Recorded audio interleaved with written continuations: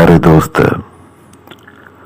गुलजार सियाल जो एक खूबसूरत ऐं मशहूर नज़्म असां रोल माण्हू अॼु अव्हांजी ख़िदमत में पेश कयां थो।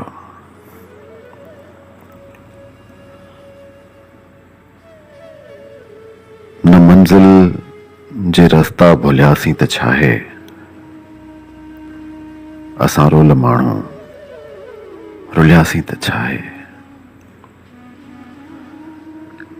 न मंज़िल जे रस्ता भुलियासीं त छा आहे, असां रोल माण्हू रुलियासीं त छा आहे। असां जेकॾहिं मन में मंदिर हुजूं हा,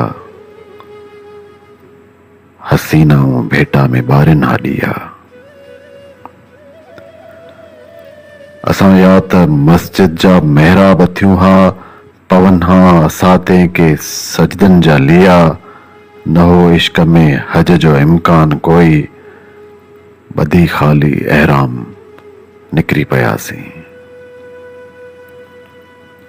असां लाइ गंगा जे इश्नान ते झल किनारे किनारे ई हलंदा रहियासीं। असां लाइ गंगा जे इश्नान ते झल किनारे किनारे ई हलंदा रहियासीं। मोहब्बत जो मेराज नाहे असां लाइ, ईअं ख़ाली उभॾे उॾियासीं त छा आहे। असां रोल माण्हू रुलियासीं त छा आहे।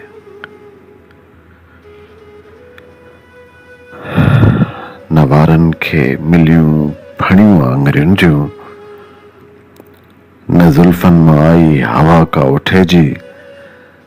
ज़माने में भुलिजी कई कंहिं न हूंदी, असां लाइ ॻणती का परते रुठे जी।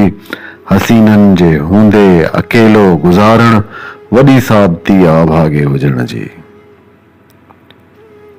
असांजी त तक़दीर कंहिं वक़्तु सखणी,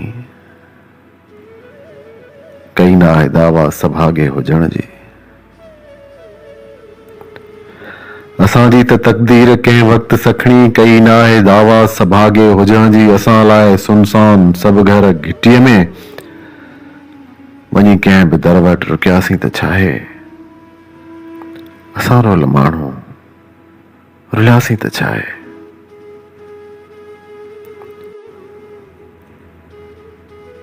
असां प्यार खां दूर मुआसी हुजाना, ख़ुदा कोन बख़्शींदो जन्नत असांखे।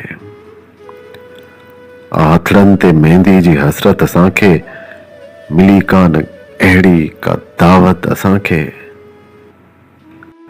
रखी दर खुलियल जे ॾिसनि राह पंहिंजी, असांखे निगाहूं से हथ कोन आयूं। जिते थक बदन जा भजन हा समूरा, खुलियल दिल ऐं ॿाहूं से हथ कोन आयूं। असां सां ज़माने खे का गर्ज़ नाहे, उन साण ॼाणी रुसियासीं त छा आहे। असां रोल माण्हू रुलियासीं त छा आहे। न मंज़िल जे रस्ता भुलियासीं त छा आहे, असां रोल माण्हू रुलियासीं त छा आहे।